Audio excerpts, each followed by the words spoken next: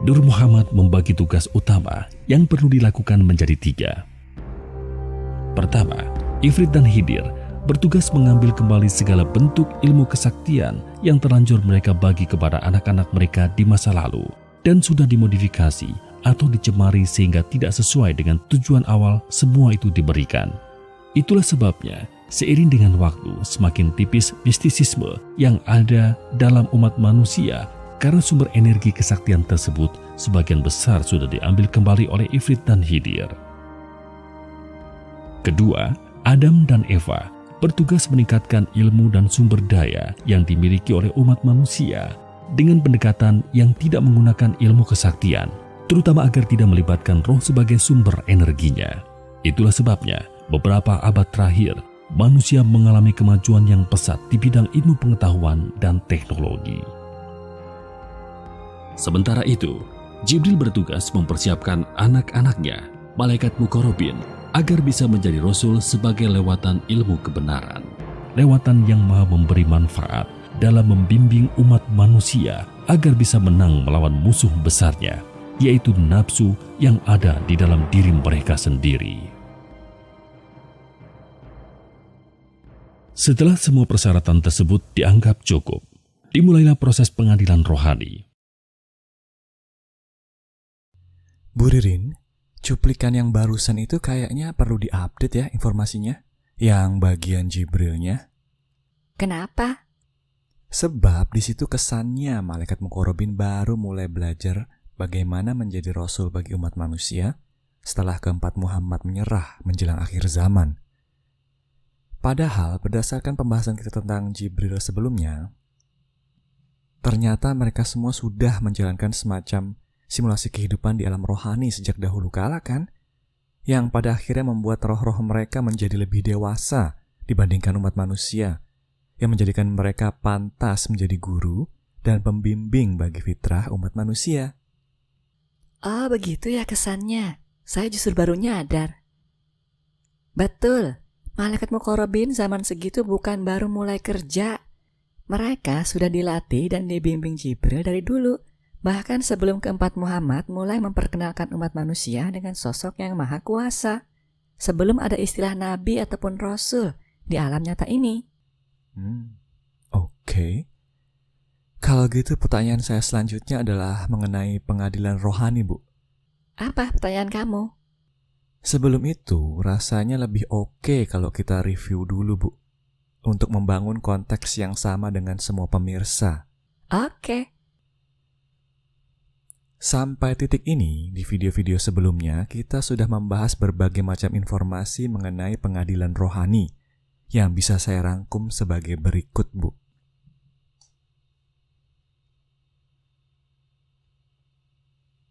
Dalam beberapa ilmu kebaikan, terutama Abrahamisme, diceritakan bahwa pada suatu waktu, entah kapan, ketika kita berada di penghujung zaman, setiap individu manusia akan diadili di hadapan Yang Maha Pencipta. Masing-masing dari diri kita akan ditimbang segala keputusannya, termasuk keputusan kita untuk tidak berbuat sesuatu. Kejadian spesial ini sebagian dipahami sebagai hari kiamat, yaitu ketika alam semesta beserta isinya dihancurkan tanpa sisa. Semua manusia akan dibangkitkan, dikumpulkan, dan diadili satu persatu. Setelah itu, akan terlihat siapa yang benar dan siapa yang salah. Siapa yang akan masuk surga dan siapa yang akan masuk neraka. Singkatnya begitu, meskipun detailnya bermacam-macam, Bu, di antara agama atau aliran yang berbeda. Betul.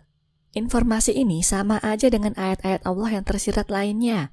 Menjadi simpang siur dan tidak akurat akibat 1. Bahasa yang digunakan Jibril di alam rohani sudah berbeda jauh artinya dengan bahasa yang digunakan Khidir, Ifrit, Adam, dan Eva di alam nyata ini. 2. Pembiasan nafsu, baik yang berada di keempat Muhammad, para nabi dan rasul maupun yang ada di dalam setiap individu manusia. Iya, Bu. Secara hakikat 2 alasan itu penyebabnya. Nah, berdasarkan pembahasan kita sebelumnya, dikabarkan dalam ilmu kebenaran bahwa ternyata 1. Penghujung zaman alias akhir zaman alias kiamah dalam bahasa Arab atau eskaton dalam bahasa Yunani kuno, yang dimaksud di sini bukanlah ketika alam semesta beserta isinya dihancurkan tanpa sisa, melainkan ketika semua roh suci, yaitu intisari keberadaan kita umat manusia, sudah diturunkan semua ke alam nyata ini. Ketika semua fitrah yang merupakan campuran antara Ifrit, Khidir, Adam, dan Eva dalam kadar yang berbeda-beda, yang sudah dirawat oleh Jibril selama ini di alam rohani, sudah turun semua ke alam semesta ini dan lahir sebagai individu manusia. Betul. Akhir zaman dalam konteks ini berarti setiap fitrah yang ada di alam rohani sudah turun ke alam nyata ini. Iya, Bu.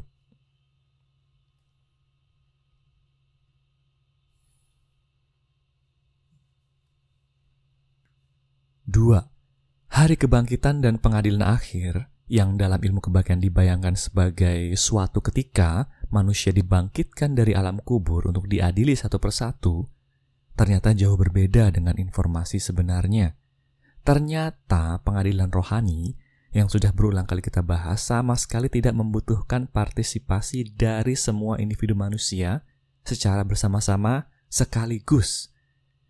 Proses pengadilan akan semua tindakan manusia cukup diwakili oleh satu, keempat Muhammad, yaitu Ifrit, Khidir, Adam, dan Eva, sebagai orang tua rohani kita semua umat manusia yang berperan sebagai pengacara pembela dan sekaligus sebagai terdakwa. Dua, Jibril sebagai jaksa penuntut, sekaligus sebagai teladan dan kompetitor dalam menciptakan kekhalifahan. Tiga, Zat yang Maha Pencipta sebagai hakim. Dan satu lagi, empat, Akashic Record alias Lauh Mahfudz, yaitu catatan akan segala hal yang telah terjadi di alam semesta ini dari awal zaman hingga akhir zaman, termasuk yang tersembunyi di dalam hati manusia sebagai barang buktinya. Betul sekali. Mengapa manusia tidak perlu dikumpulkan semua untuk diadili? Karena barang buktinya sudah tercatat dengan lengkap. Segala informasi yang merupakan kodrat internal, kodrat eksternal, dan irodat masing-masing individu manusia, beserta kemurnian niat dari masing-masing pilihan hidupnya, semuanya ada catatannya dengan lengkap. Ifrit punya sendiri, Khidir punya sendiri, Adam dan Eva juga, termasuk Jibril. Dan semua itu dibandingkan dan diperdebatkan dalam pengadilan rohani. Iya, Bu. Tentunya catatan tersebut memiliki keterbatasan sesuai kodrat mereka masing-masing ya. Betul. Catatan milik Ifrit berbeda dengan Adam, Eva berbeda dengan Khidir, apalagi Jibril. Berbeda dengan semuanya karena beliau kodratnya cahaya, sebagaimana yang sudah kita bahas sebelumnya. Jika kita hubungkan kenyataan ini dengan cuplikan di awal tadi, pembagian tugas menjadi 3 proyek utama tersebut, Ifrit dan Khidir mengurus kesaktian, Adam dan Eva mengurus kekuasaan, sementara Jibril mempersiapkan malaikat muqarrabin, itu kan sebenarnya ibarat dalam pengadilan ketika kedua belah pihak yang bersengketa sedang mengumpulkan dan memodifikasi barang bukti untuk dipakai dalam sebuah persidangan yang dijadwalkan akan dilakukan menjelang akhir zaman. Mengumpulkan dan memodifikasi barang bukti sebagai bekal untuk pengadilan rohani.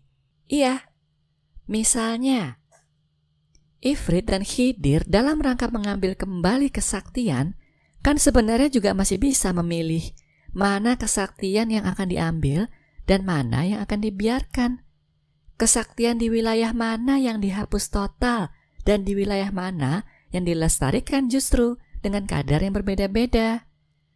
Keputusan ini otomatis akan berpengaruh kepada kehidupan masyarakatnya sejak saat itu kan, hingga nantinya pengadilan rohani benar-benar dilakukan, hingga akhir zaman benar-benar tiba.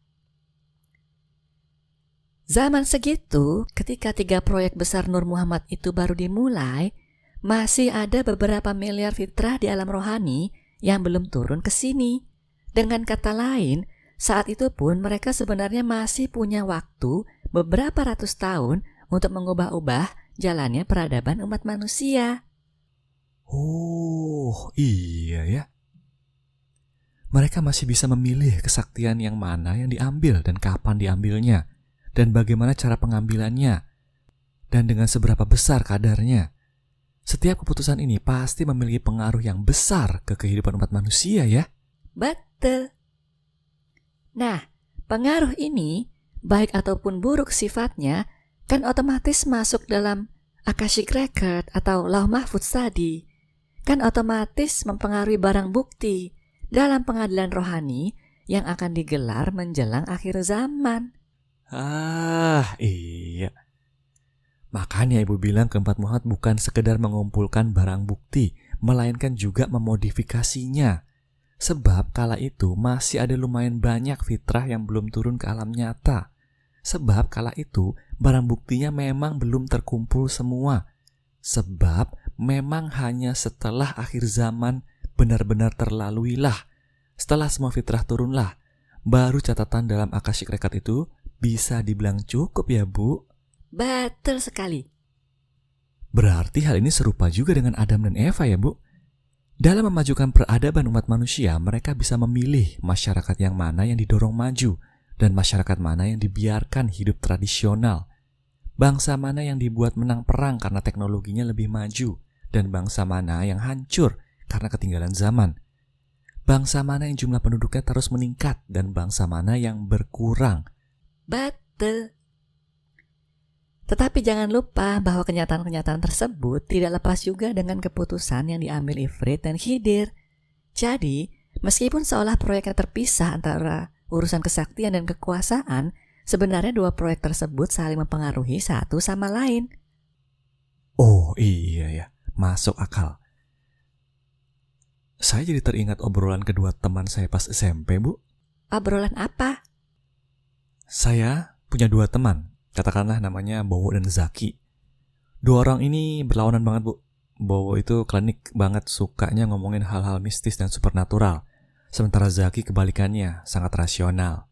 Oke, terus? Nah, pada suatu hari, saya ingat saat itu habis mata pelajaran sejarah. Mereka sedang berdebat. Lumayan panjang. Intinya adalah, jika sihir santet dan berbagai macam ilmu kesaktian itu benar-benar ada, kok bisa orang Indonesia zaman dulu yang katanya sakti-sakti kalah perang melawan orang-orang Eropa? Kok bisa Indonesia kemudian dijajah selama ratusan tahun? Sederhananya gitu, Bu. Ini pasti Zaki yang ngomong ya? Iya, Bu. Terus? Iya, waktu itu saya seneng aja ngelihat mereka berdebat. Dan saya netral, gak membela salah satu. Tetapi sekarang, setelah tahu tentang keempat Muhammad dan semua ilmu kebenaran hingga titik ini, ternyata jawaban perdebatan itu sebenarnya sangat sederhana ya, Bu. Apa jawabannya? Mengapa orang yang sakti bisa kalah oleh orang yang tidak sakti sama sekali?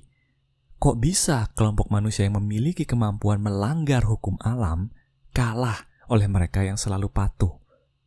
Ya, karena para dalangnya pengennya seperti itu. Karena para penulisnya membuat skenarionya seperti itu. Mengapa orang Indonesia yang punya banyak ilmu kesaktian kalah dengan teknologi orang-orang Eropa? Karena memang kesepakatan antara Ifrit, Khidir, Adam, dan Eva seperti itu kan? Sebab Ifrit dan Khidir memilih meredupkan ilmu kesaktian orang Indonesia sejak saat itu atau sebelumnya. Serta karena Adam dan Eva memilih untuk memajukan ilmu pengetahuan dan teknologi orang Eropa sejak saat itu dan sebelumnya. Titik. Kenyataan ini semata-mata hanyalah salah satu wujud dari dua proyek besar Nur Muhammad tersebut kan, yang berkenaan dengan kekuasaan dan kesaktian. Betul. Kalau kita lihat secara hakikat, memang itu aja alasan sebenarnya. Dan ini bukan hanya di Indonesia aja, melainkan di seluruh penjuru dunia. Iya, Bu. Kalau saya nggak salah ingat, dalam buku Ibu pernah menyebutkan salah satu tujuannya dibuat seperti ini adalah untuk mencampurkan ilmu-ilmunya Ifrit dan Khidir dengan ilmu-ilmunya Adam dan Eva. Betul. Dan tujuan ini pun hasil pengaruh Jibril. Dipengaruhi oleh Jibril? Iya. Kan Jibril juga harus mempersiapkan malaikat muqarrabin supaya bisa turun ke sini. Supaya mereka bisa langsung sinkron dengan manusianya. Otomatis justru Jibril lah yang paling banyak meminta persyaratan yang kemudian harus dipenuhi oleh Ifrit, Khidir, Adam, dan Eva. Nah, salah satu persyaratannya adalah ilmu keempat Muhammad itu harus dicampur. Oh, iya. Intinya, ketiga proyek besar tersebut yang berjalan beriringan dan saling mempengaruhi sebenarnya merupakan bentuk pengumpulan dan pemodifikasian barang bukti yang akan digunakan dalam pengadilan rohani. Gitu kan, Bu? Betul.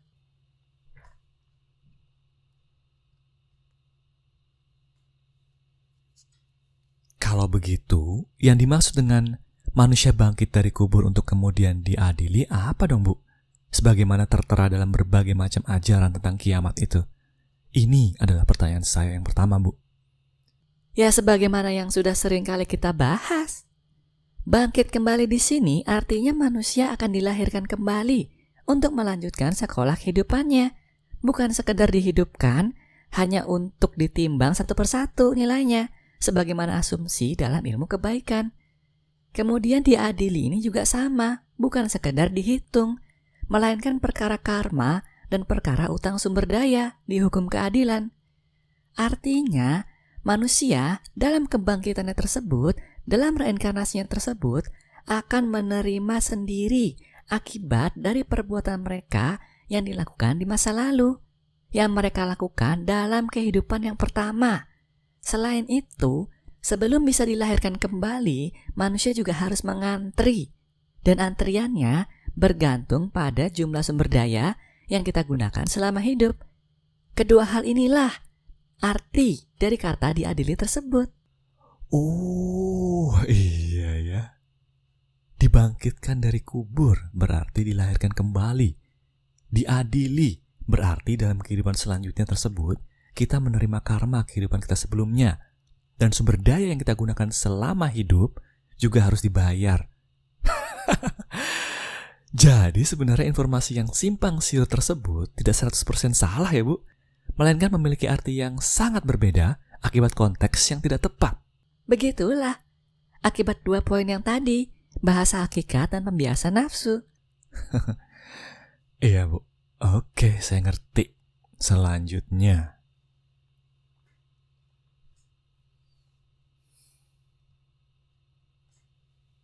Tiga.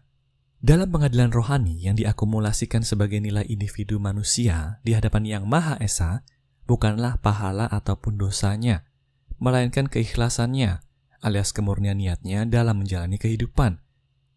Kemampuan fitrah seorang individu manusia dalam mengalahkan nafsunya. Betul. Mengapa tidak menggunakan pahala dan dosa? Alasan utamanya adalah karena memang pahala dan dosa itu sama sekali tidak mencerminkan kualitas seorang individu manusia di hadapan Allah. Mengapa tidak mencerminkan? 1. Karena pahala dan dosa belum mempertimbangkan rentang kodrat dan irodat yang berbeda-beda antar individu manusia. Pahala dan dosa hanya mempertimbangkan kedudukan manusia di antara sesamanya, yang perspektifnya sangat sempit, belum kedudukan manusia di hadapan Allah yang Maha Melihat. Betul. 2. Karena pahala dan dosa hanya mengukur kualitas jasmani individu manusia, belum sampai rohaninya. Hanya mengukur kualitas jasmani luar atau dalam, belum kebersihan hatinya. Atau kalau kita hubungkan dengan konsep alif lam mim, serupa dengan episode sebelumnya. Pahala dan dosa itu hanya mencakup rel sebelah kiri, manfaat pribadi sesama lahir batin aja, belum rel sebelah kanannya, belum kesadaran, ketabahan, dan kesabaran, dengan niat karena Allah sematanya. Betul. 3. Karena pahala dan dosa itu hakikatnya merupakan sebuah akomodasi dari keempat Muhammad bagi fitrah manusia yang memang masih muda, ibarat anak TK, yang pemikirannya cenderung jangka pendek dan hanya mempertimbangkan urusan jasmani, sehingga agar mau melakukan perbuatan bermanfaat harus dirayu dulu dengan imbalan yang lebih mudah dicerna.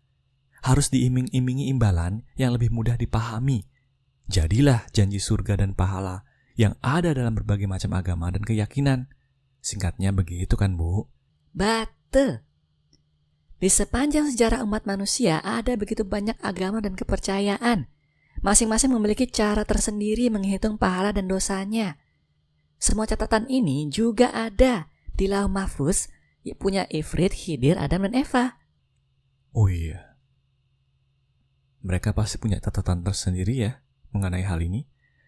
Tapi apakah ini suatu hal yang penting, Bu? Di zaman kebaikan penting banget. Semua cara penghitungan pahala dan dosa itu ibarat undang-undang kalau di dunia nyata ini. Undang-undang yang menentukan pembagian tempat bagi roh-roh yang ikut ke alam fana, ciptaan keempat Muhammad setelah mereka mati. Pembagian tempat bagi roh, penentuannya. Oh, saya ngerti maksud Ibu.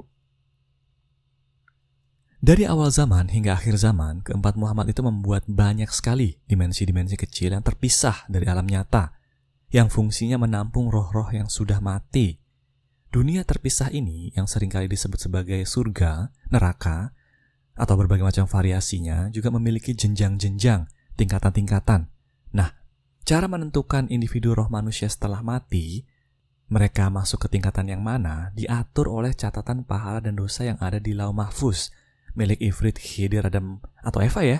Tergantung roh manusianya masuk ke alam fana milik siapa, dan agama yang mana, zaman yang mana. Betul. Permasalahannya adalah seluruh cara penghitungan pahala dan dosa tersebut tidak ada yang akurat, tidak ada yang benar-benar mencerminkan kualitas seorang manusia di hadapan Yang Maha Pencipta.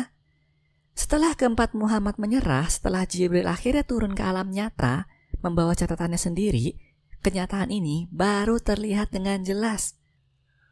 Oh, dengan kata lain hanya Akashic Record punya Jibril yang akurat ya, dalam menghitung kedudukan manusia di hadapan Allah, yang benar-benar merekam kemurnian niat manusia dalam menjalani kehidupan, tidak peduli rentang kodrat dan irodatnya.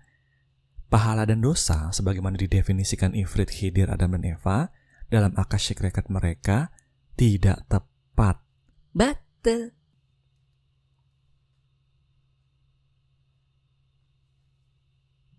Ini pertanyaan saya yang kedua, Bu.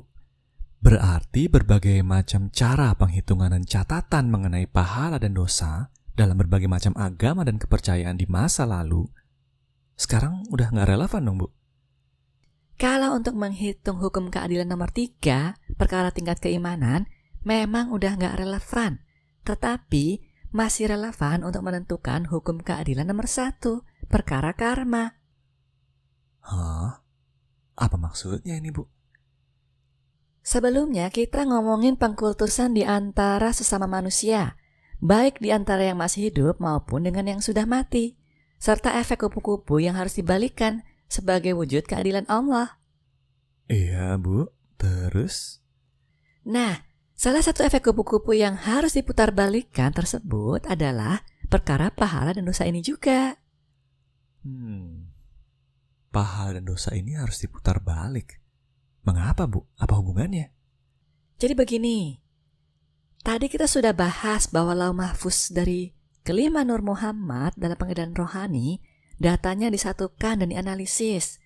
Salah satu hasilnya adalah sekarang ketahuan bagaimana semua runtutan sebab akibat di antara keputusan setiap individu manusia dari awal zaman hingga akhir zaman. Iya, dari informasi tersebut ketahuan semua karma alias perbuatan yang harus kita semua terima di kehidupan-kehidupan selanjutnya di masa depan, sesuai dengan rentang kodrat irodat kita masing-masing. Betul. Nah, dari informasi sebab akibat tersebut ternyata banyak sekali manusia dari awal zaman hingga akhir zaman yang terhalang untuk bisa melaksanakan sadar, tabah, dan sabar justru gara-gara pahala dan dosa ini. Dengan kata lain, kalau saja sejak zaman dulu itu konsep pahala dan dosa dalam hubungan dengan Allah tidak pernah diperkenalkan dan diterapkan dalam kehidupan umat manusia, sebenarnya rata-rata level keimanan manusia itu akan jadi lebih tinggi dari sekarang. Oh ya? Iya. Apa artinya ini bagi kita? Itu artinya jika kita di masa lalu, baik ketika masih hidup maupun saat sedang mati, pernah menggunakan pendekatan pahala dan dosa ini untuk mempengaruhi orang lain, maka kita harus mempertanggungjawabkannya di masa depan. Misalnya, kita sebagai roh, jika kita pernah mengarahkan manusia yang hidup lewat janji pahala dan dosa, kita menyuruh mereka melakukan sesuatu dengan janji pahala atau mencegah mereka dengan ancaman dosa, ini nggak sembarangan. Pertanggungjawabannya sangatlah besar di hadapan Allah. Oh, begitu. Berarti sama juga kalau kita sebagai seorang penguasa ya. Supaya anak buah patuh, kita menjanjikan berbagai macam pahala dan dosa yang sebenarnya kita juga nggak bisa ngejamin ya. Ini juga ada pertanggungjawaban yang besar di hadapan Allah. Mengapa begitu? Karena ketika menjanjikan pahala dan dosa tersebut, kita sebenarnya sedang menghalangi orang lain untuk melaksanakan sadar, tabah, dan sabar ya. Betul. Waduh, gawat banget Bu. Begitulah. Ketika kita menjanjikan pahala dan dosa kepada orang lain, itu sebenarnya ibarat kita sedang mengeluarkan surat utang. Dan bukan atas nama sendiri, melainkan dengan memasukkan tanda tangan Sang Maha Pencipta di sertifikatnya. Kebayangkan betapa besar konsekuensinya di hadapan Allah? Iya ya. Mengapa surat utang? Karena memang ini masih berupa janji yang seolah akan ditepati setelah manusianya mati. Kemudian mengapa memasukkan tanda tangan Yang Maha Penguasa? Karena dalam tindakan tersebut, kita secara nyata memang sedang mencatut nama Allah ya. Betul. Oke Bu. Ngerti sampai sini. Singkatnya, perbuatan menjanjikan pahala dan dosa ke orang lain agar mereka mau melakukan perbuatan yang bermanfaat, itu mungkin terlihat baik, tetapi sebenarnya tidak benar. Mengapa? Karena justru dapat menghalangi mereka untuk melaksanakan sadar, tabah, dan sabar. Benar nggak Bu? Betul.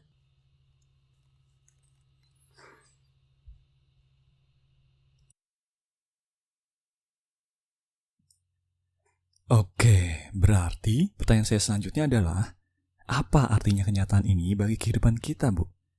Apa sikap yang perlu kita ambil berkenaan dengan kenyataan pahit ini? Ya, pertama jelas. Kalau memang sudah sadar dengan kenyataan ini, kebiasaan menjanjikan pahala dan dosa ke orang lain harus dibuang jauh-jauh. Ingat, kedudukan kita di hadapan Allah itu bukanlah ketika dunia berubah sesuai keinginan kita, melainkan ketika kitanya berubah sesuai keinginan Allah, yaitu ketika fitrah kita menang melawan nafsu. Menjanjikan pahala dan dosa itu memang sangatlah mudah dan praktis. Sebagian manusia bisa langsung berubah perbuatannya lewat pendekatan ini. Sebagian dari manusia langsung mau menuruti permintaan kita lewat pendekatan jalan pintas ini. Tetapi kita perlu sadar sekarang bahwa tindakan ini dalam jangka panjang justru tidak bermanfaat. Iya sih. Kalaupun orang lain berubah karena dijanjikan pahala atau diancam dosa, kenyataan ini tidak serta-merta membuat usaha kita mengubah mereka diterima sebagai amalan di sisi Allah ya. Mengapa? Sebab ketika kita membuat surat utang sambil mencatut nama Allah ini, kita jelas-jelas sedang menggunakan hak prerogatif Allah ya. Secara harfiah malah, dengan memalsukan tanda tangan Allah di sertifikatnya. Kita pasti sedang dikendalikan nafsu. Mana mungkin bisa fitrah? Betul. Dan kita cepat atau lambat akan dituntut untuk menebus surat utang palsu tersebut. Oh iya. Kalau kita udah terlanjur membuat surat utang palsu ini, bagaimana meluruskannya, Bu? Tergantung catatan di Lauh Mahfuz tentang sebab akibat. Seperti yang saya bilang tadi, hal ini sebenarnya berhubungan dengan hukum keadilan nomor 1, perkara karma, tentang membalikan efek kupu-kupu. Kalau akibat perbuatan kita ini orang lain terhalang dari langkah sadar, tabah, dan sabar, maka kita pun berkewajiban menyingkirkan halangan bagi orang tersebut dalam melaksanakan rel alif lam mim sebelah kanan. Hal ini detailnya akan diarahkan oleh malaikat muqarrabin. Contoh konkretnya seperti apa, Bu?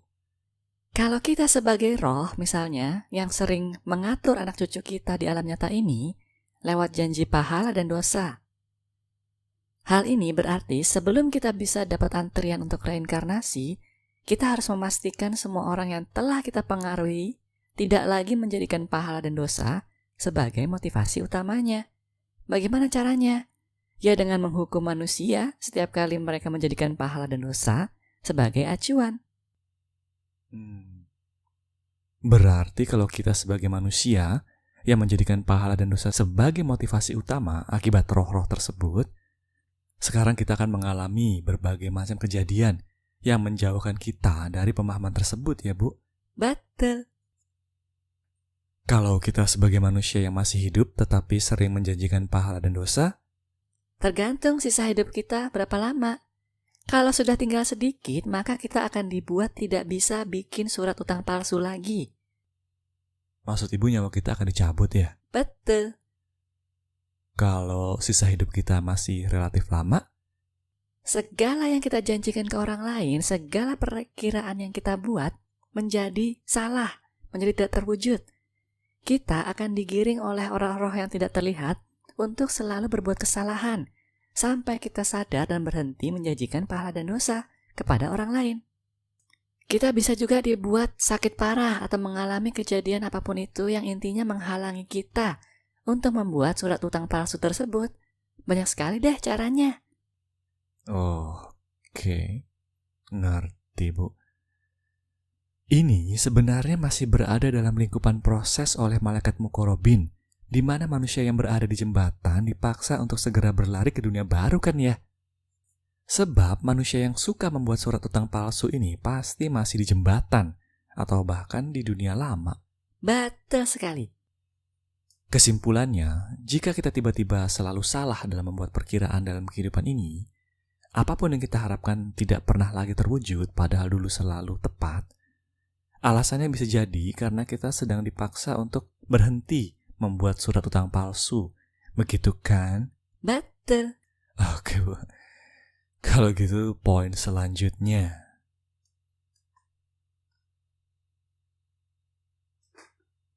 4. Dalam pengadilan rohani ditetapkan bahwa tingkat keimanan manusia dari awal zaman hingga akhir zaman dapat dibagi menjadi 20 level, dengan level 1 paling tinggi sementara level 20 paling rendah. Kemudian, setelah dilakukan perdebatan dan pembuktian ditetapkan pula bahwa manusia level 1-14 berhasil mencapai dunia baru, sementara manusia level 15-17 masih berada di jembatan antara dunia lama dengan dunia baru. Mereka akan dipaksa berlari ke dunia baru. Sedangkan manusia level 18-20 sudah pasti mentok di dunia lama. Pendidikan rohani mereka baru akan dimulai setelah mereka mati. Betul.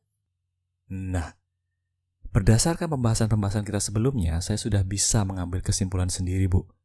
Kenyataan bahwa sekarang umat manusia di bumi ini dilanda berbagai macam bencana, baik yang disebabkan manusia maupun alam, termasuk COVID dan akibatnya terhadap kehidupan sosial kemasyarakatan, termasuk berbagai macam kerusuhan dan perang, merupakan proses kiamat sebagai kehancuran yang dimaksud dalam berbagai macam ilmu kebaikan itu kan, tetapi kehancuran yang memiliki tujuan rohani tertentu, bukan sekedar akhir dari segalanya. Betul. Hari kehancuran yang dimaksud di situ sebenarnya mengacu pada kehancuran terhadap dunia lama, yaitu tatanan dunia di mana roh-roh yang mati bisa mempengaruhi manusia yang hidup. Tatanan dunia di mana tujuan utamanya adalah 3K, sementara ibadah kepada Allah hanyalah sebagai jalan pintas untuk mencapainya. Umat manusia sekarang ini sedang dipaksa untuk masuk ke dunia baru, dipaksa untuk berpisah total dari roh-roh mati agar kita semua bisa lulus dalam sekolah kehidupan, agar roh-roh tersebut juga bisa melanjutkan sekolah kehidupan. Yang sedang dihancurkan di sini, salah satunya adalah rantai pengkultusan di antara yang hidup dengan yang mati. Iya ya, masih berhubungan juga. Semua bencana alam dan bencana kemanusiaan tersebut yang dijadikan lewatan untuk mewujudkan adalah roh-roh tersebut juga ya. Tujuannya supaya yang hidup berhenti mengkultuskan mereka, supaya yang hidup dan yang mati sama-sama bisa melanjutkan sekolah kehidupan, tidak cuma jalan di tempat. Betul. Berbagai bencana yang sedang kita alami ini merupakan wujud Maha Penyayang Allah, wujud penyelamatan terhadap fitrah kita, agar tidak terus-menerus menjadi budak nafsu. Kunci utama bagi kita untuk bisa melaluinya dan lulus adalah pelaksanaan 1. Ibadah murah tetapi mahal. 2. Mensyukuri pemberiannya. 2 ini aja sih yang paling utama sebenarnya. Iya, Bu. Hal ini sudah kita bahas di hijrah kurikulum berjudul Kiamat.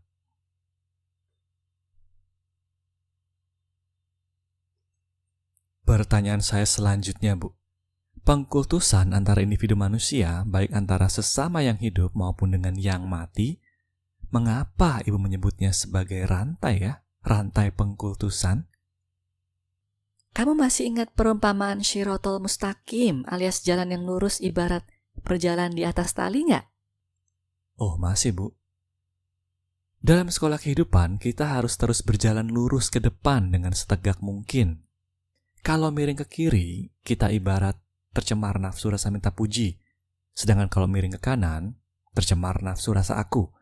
Kemudian, kalau kita diam aja, nggak berjalan maju, kita juga bisa disergap nafsu rasa suci dari belakang. Betul. Nah, bayangkan dalam kondisi perjuangan seperti itu, di mana kamu harus berjalan sendiri-sendiri di hadapan Allah, kamu terkekang rantai yang terhubung dengan orang lain, rantai pengkultusan. Kalau kamu pihak yang dikultuskan, maka rantai tersebut mengikat kaki dan tanganmu, membuat kamu susah berjalan maju dan menjaga keseimbangan. Sedangkan kalau kamu pihak yang mengkultuskan, rantai tersebut mengekang lehermu, membuat kamu susah untuk membedakan mana depan, mana belakang, mana atas, mana bawah, mana kiri, mana kanan, karena mata kamu cuma fokus pada sosok yang kamu kultuskan. Pengkultusan antara manusia disebut sebagai rantai karena memang hubungan ini mengekang kedua belah pihak yang terlibat, mencegah mereka untuk bisa melangkah maju dalam sekolah kehidupan, menghalangi mereka untuk melaksanakan niat karena Allah semata. Oh, begitu rupanya. Iya ya. Dalam kondisi begini, kalau ujian kehidupan dari Allah datang, ujian untuk menegakkan kita agar berjalan lurus ke depan, mana mungkin kita bisa bereaksi dengan tepat ya? Karena kita terkekang rantai di tangan, kaki, atau leher kita. Betul. Dan ilustrasi ini baru antara satu yang dikultuskan dengan satu yang mengkultuskan. Kalau misalnya satu orang dikultuskan banyak orang, bakal jadi lebih rumit lagi ya ceritanya, Bu. Betul sekali. Oleh karena itulah, salah satu contoh kehancuran dunia lama ini, proses kiamat dalam rangka menghancurkan rantai pengkultusan yang sekarang sedang terjadi, adalah manusia-manusia yang banyak dikultuskan oleh sesamanya akan dipaksa untuk melepaskan rantai-rantai yang terhubung ke pengikutnya itu atau pengagumnya tersebut. Dan bentuk paksaan ini yang paling ekstrim adalah mereka akan langsung dicabut nyawanya alias dipindahkan ke alam fana. Maksud Ibu adalah manusia-manusia dengan level keimanan 17,05 kan? Mereka yang memiliki kemuliaan sangat tinggi di hadapan sesamanya, tetapi justru mentok di dunia lama, bahkan gak sampai jembatan. Ini pernah kita omongin sebelumnya, Bu, ketika kita membahas Nuh bagian 1, kalau gak salah, dan hijrah kurikulum tentang puasa dikehendaki. Iya. Makanya, dalam waktu dekat ini ke depannya dan seterusnya, nggak tahu sampai kapan, termasuk sebelumnya juga sih sebenarnya udah dilakukan, kita harus selalu berprasangka baik ketika teladan kita, idola kita, atau siapapun itu orang yang kita kagumi tanpa celah, tiba-tiba diambil oleh Yang Maha Kuasa. Jangan takut, jangan panik, dan jangan bingung.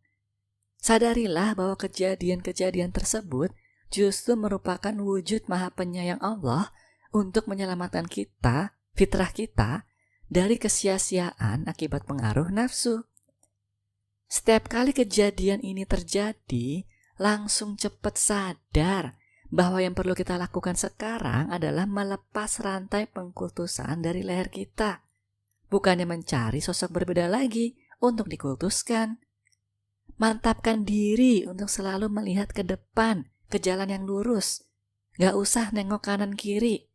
Kita harus melaksanakan sendiri langkah sadar, tabah, dan sabar di hadapan Allah. Dan yang bisa menolong kita untuk itu hanyalah Sang Maha Kuasa lewat malaikat muqarrabin. Iya, Bu, ngerti saya. Dan ini berlaku juga sebaliknya kan ya?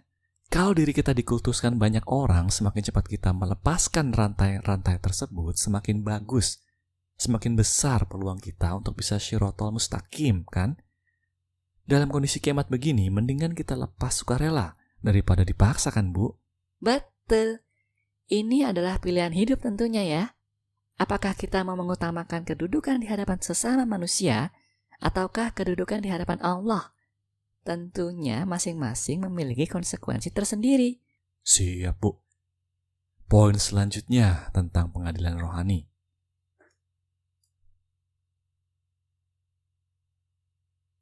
5. Di samping tujuan-tujuan yang tadi, pengadilan rohani juga bertujuan menentukan jenis, karakter, dan jumlah malaikat muqarrabin yang akan diturunkan ke alam semesta dan menjadi pembimbing bagi fitrah setiap individu manusia.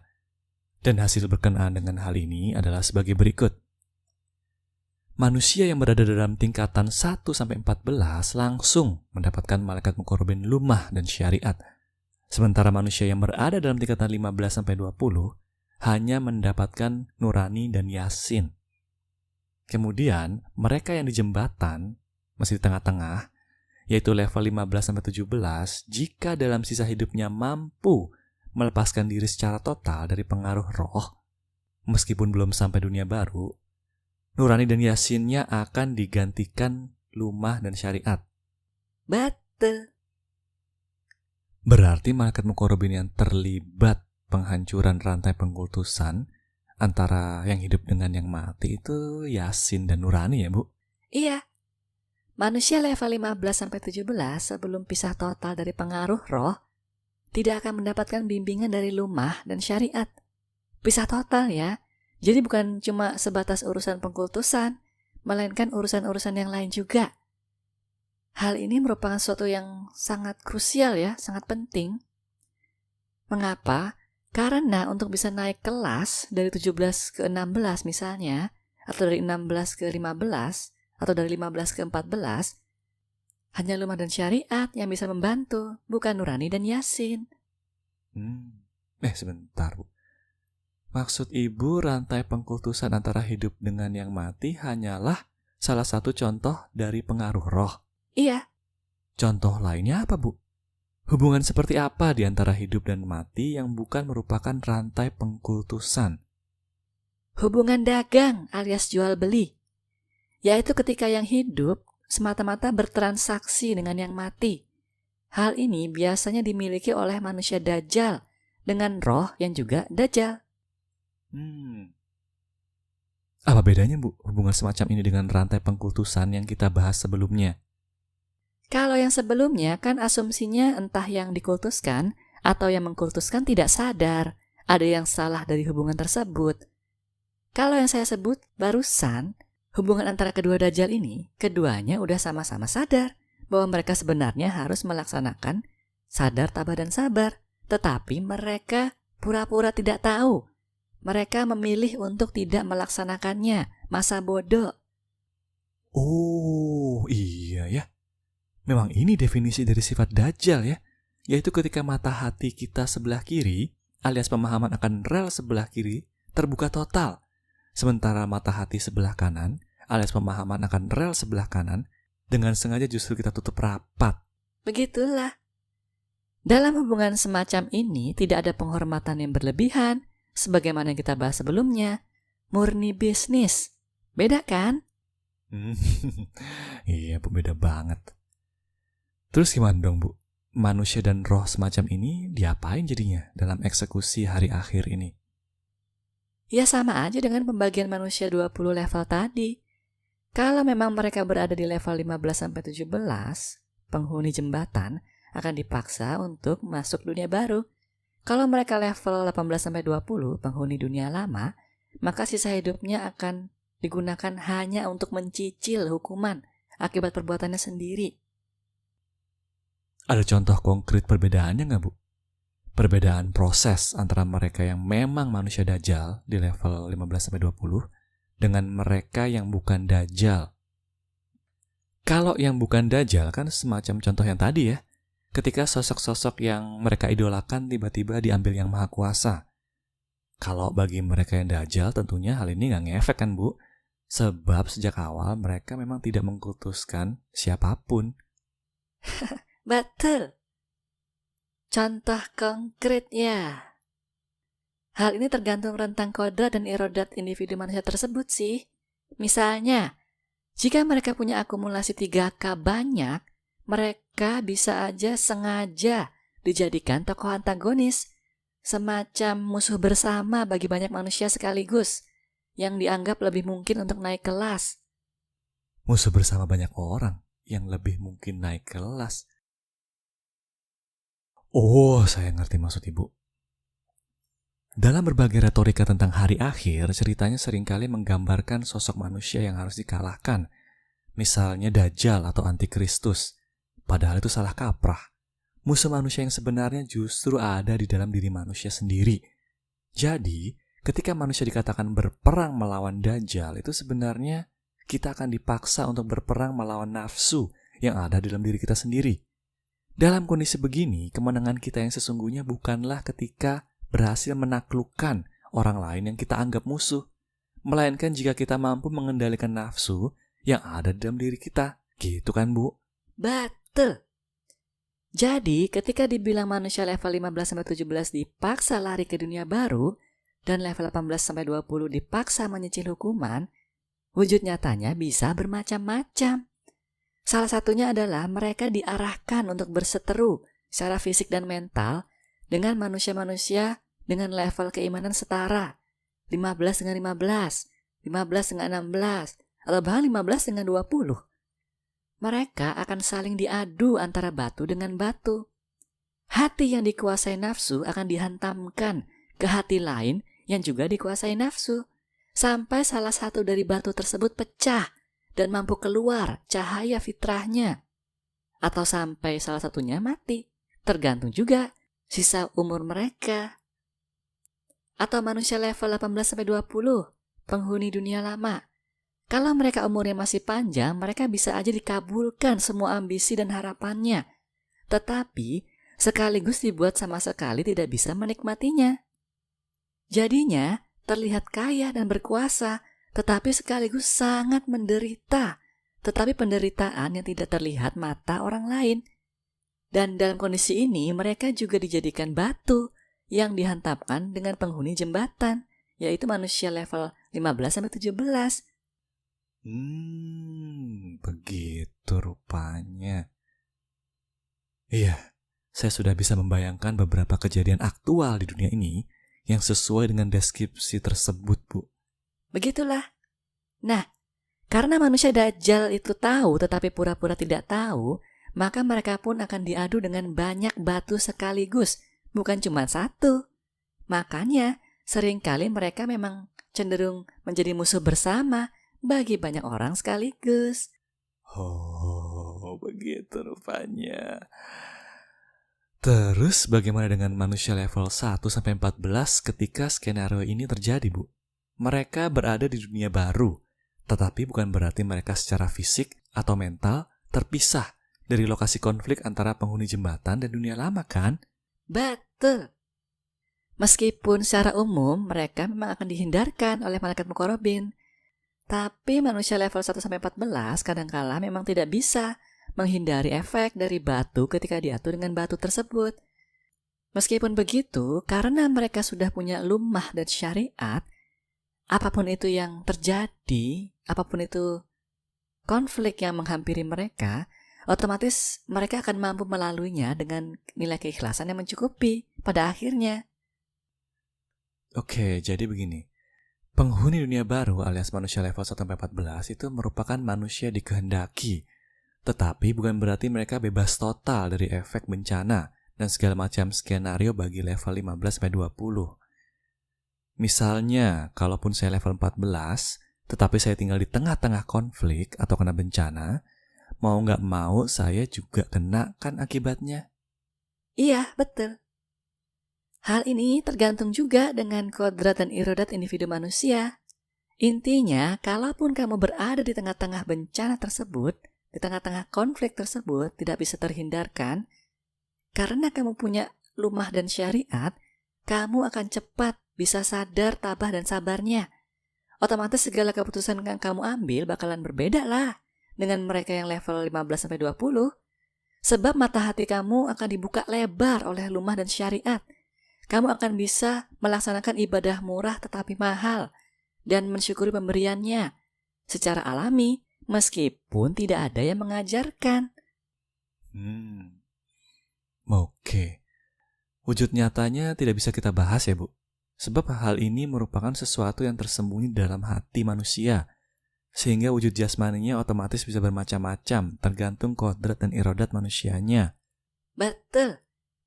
Tapi kalau mau contoh yang gampang, ya seperti yang udah kita bahas sebelumnya, manusia-manusia dikehendaki ini akan selalu disadarkan di manakah letak batas garis keikhlasan mereka.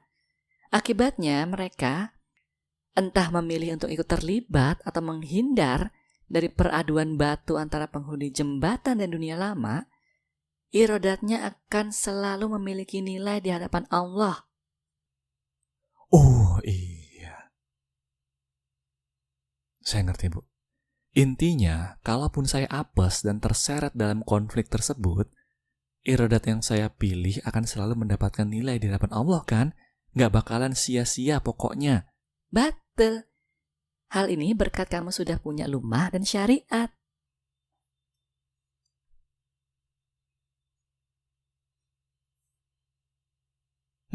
Pembahasan kita udah panjang banget, Bu. Nggak terasa.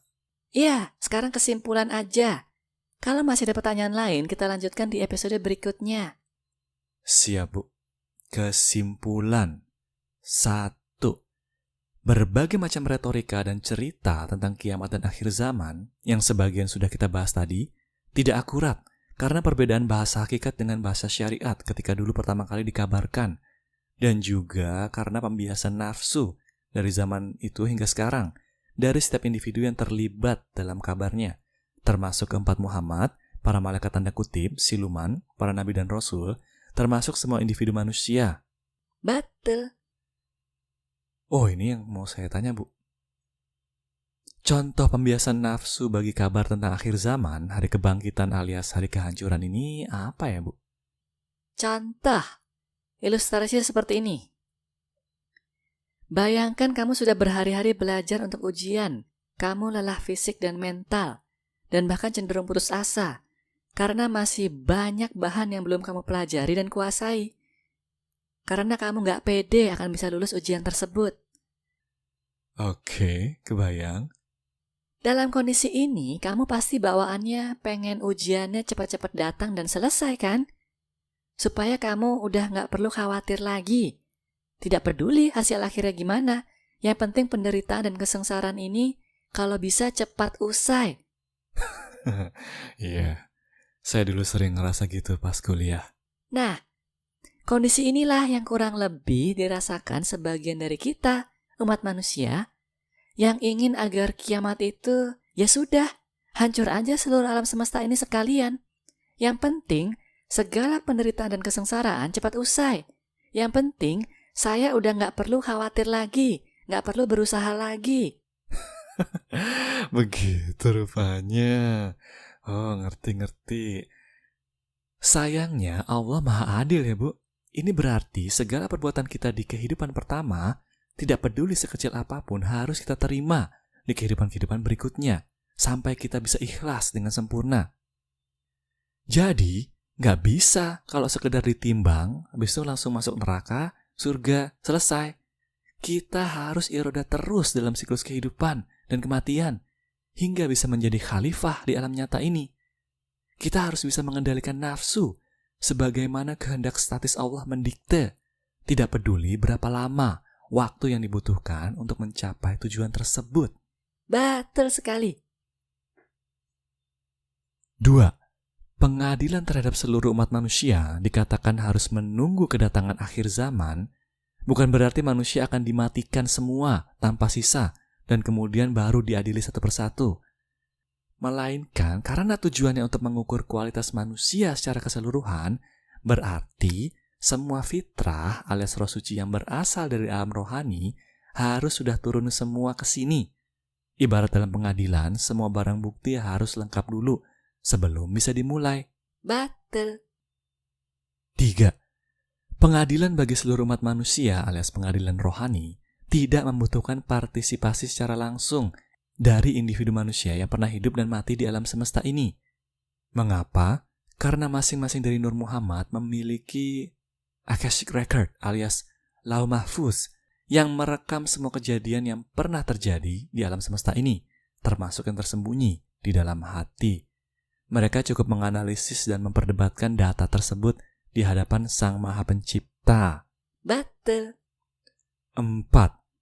Ketika dikatakan manusia akan dibangkitkan dan diadili, itu bukan berarti kita dibangunkan dari alam kubur untuk kemudian ditimbang satu persatu. Habis itu selesai. Melainkan kita akan mulai dilahirkan kembali untuk melanjutkan sekolah kehidupan dengan perbuatan kita di kehidupan pertama sebagai acuan kodrat bagi kehidupan-kehidupan kita selanjutnya. Kita akan menerima keadilan Allah yang sesungguhnya dalam siklus kehidupan dan kematian berulang-ulang. Betul. 5. Kita harus berhenti dari kebiasaan menjanjikan pahala dan dosa kepada orang lain, sebab hal ini justru dapat menghalanginya dari pelaksanaan sadar, tabah, dan sabar. Tindakan ini meskipun terlihat baik karena dapat dengan cepat mengubah perilaku orang lain, sebenarnya justru tidak bermanfaat dalam jangka panjangnya. Sebab ibarat menerbitkan surat utang palsu dan memalsukan tanda tangan Allah dalam prosesnya. Cepat atau lambat, kita akan mempertanggungjawabkan perbuatan ini di hadapan Allah. Betul. 6. Salah satu contoh pemutusan rantai pengkultusan di antara sesama manusia yang hidup adalah jatuhkannya manusia-manusia teladan yang memiliki kemuliaan tinggi di hadapan sesama manusia. Atau dalam kasus ekstrim, mereka langsung ditarik ke alam fana bahkan. Jika kita merasakan shock atau kesedihan ketika kejadian seperti ini terjadi di masa depan, berarti kita harus segera melepaskan rantai pengkultusan yang ada di leher kita terhadap orang tersebut, dan mulailah berjalan maju sendiri, melaksanakan sadar, tabah, dan sabar. Jangan justru mencari sosok pengganti lain untuk dikultuskan. Betul. 7.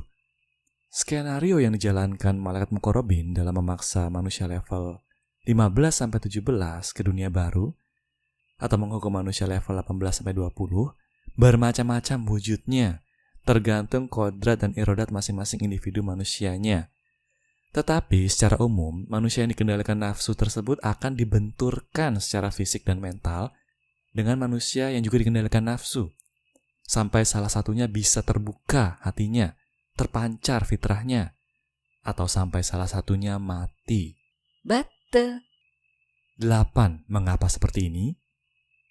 Karena musuh yang harus kita kalahkan bukanlah eksternal sifatnya, melainkan internal, yaitu nafsu yang ada di dalam diri kita sendiri. Seperti yang Ibu Ririn sebutkan sebelumnya, kemenangan di hadapan Allah bukanlah ketika kita mampu mengubah dunia sesuai keinginan kita, melainkan ketika kitanya yang mampu berubah sesuai keinginan Allah. Betul. Oke, Bu. Itu aja saya rasa kesimpulan-kesimpulan yang paling penting. Ada yang mau ditambahkan nggak? Nggak. Kita lanjutkan aja di episode berikutnya.